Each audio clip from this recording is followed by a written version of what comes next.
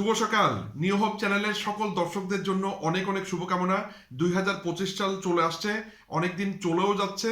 আসলে এভাবে যদি আপনি কোনো পরিকল্পনা না করেন তাহলে দেখবেন যে 2025 সালের ডিসেম্বর মাসে এসে আপনি চিন্তা করবেন আমি আরেকটা বছর সময় নষ্ট করলাম। তো কিভাবে 2025 সালে সফল হতে পারবেন, কিভাবে সুন্দর একটা জীবন গঠন করতে পারবেন, আজকের ভিডিওটি মনোযোগ সহকারে দেখবেন, স্কিপ করবেন না। শর্ট ভিডিও, অবশ্যই আপনি এই 3 মিনিটের মধ্যে একটা গাইডলাইন পাবেন কিভাবে আপনি সফল হতে পারবেন। তো প্রথমে 2025 সালে সফল হওয়ার জন্য মোট 11টা টিপস আমি আপনার সাথে শেয়ার করব।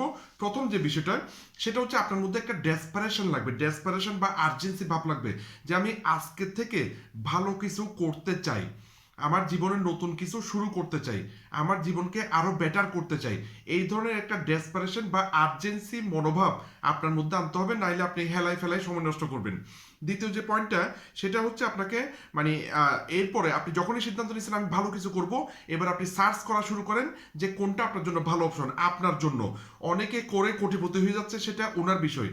আপনার জন্য কোনটা ভালো অপশন, আপনি বর্তমানে কোন কাজটা মানে চাইলে আজকেই শুরু করতে পারবেন, এই ধরনের একটা কাজ খুঁজে বের করুন। হ্যাঁ, সার্চ করুন এবং অবশ্যই বেস্ট ভালো ভালো অপশনটাই খুঁজে বের করবেন। এরপর কিভাবে ভালো অপশন খুঁজে বের করবেন যদি সেটা সম্পর্কে জানতে চান কমেন্টে জানাবেন, আমি আপনাকে ভিডিও তৈরি করে দেবো, সমস্যা নেই। 3 নম্বর যে বিষয়টা সেটা হচ্ছে ইন্সপিরেশন। মানুষ আপনি যে কাজটা করতেছেন সেই কাজে কারা কারা ভালো করছে তাদের গল্প শুনুন, তারা কি কি করছে সেটা শুনুন, শুনে আপনি আপনার মধ্যে একটা ইন্সপিরেশন বা একটা মোটিভেশন বা একটা উৎসাহ নিয়ে আসুন। 4 নম্বর যে বিষয়টা সেটা হচ্ছে আপনি একটা সঠিক সিদ্ধান্ত নেন যে যা কিছু হবে হোক আমি 2025 সালে এই কাজটাতে সফল হবই, এই কাজটা আমি করবই, এই ধরনের একটা কঠিন সিদ্ধান্ত নেন। এরপর 5 নম্বর যে বিষয়টা সেটা হচ্ছে অবশ্যই একজন শিক্ষক খুঁজে নিন, সেই কাজে এক্সপার্ট এই ধরনের একজন শিক্ষক খুঁজে নিন। 6 নম্বর যে পয়েন্টটা সেটা হচ্ছে শিক্ষকের সাথে পরামর্শ করে 6 মাস 1 বছরের পরিকল্পনা করে আপনি মানে কাজ শুরু করে দেন, আপনি সুন্দর মতো শিখে কাজটা শুরু করে দেন। হ্যাঁ, এরপর 7 নম্বর যে বিষয়টা আপনাকে মনে রাখতে হবে, অবশ্যই যে কোনো কাজে সফল হওয়ার জন্য আপনার ধৈর্য লাগবে এবং কনসিস্টেন্সি, মানে আপনাকে নিয়মিত কাজটা করে যেতে হবে। হ্যাঁ, এরপর 8 নম্বর যে বিষয়টা সেটা হচ্ছে ডেভেলপ নিউ স্কিল।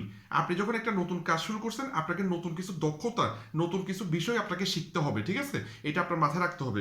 এবং অবশ্যই মাল্টিপল স্কিল, কয়েকটি স্কিল আপনাকে শিখতে হবে।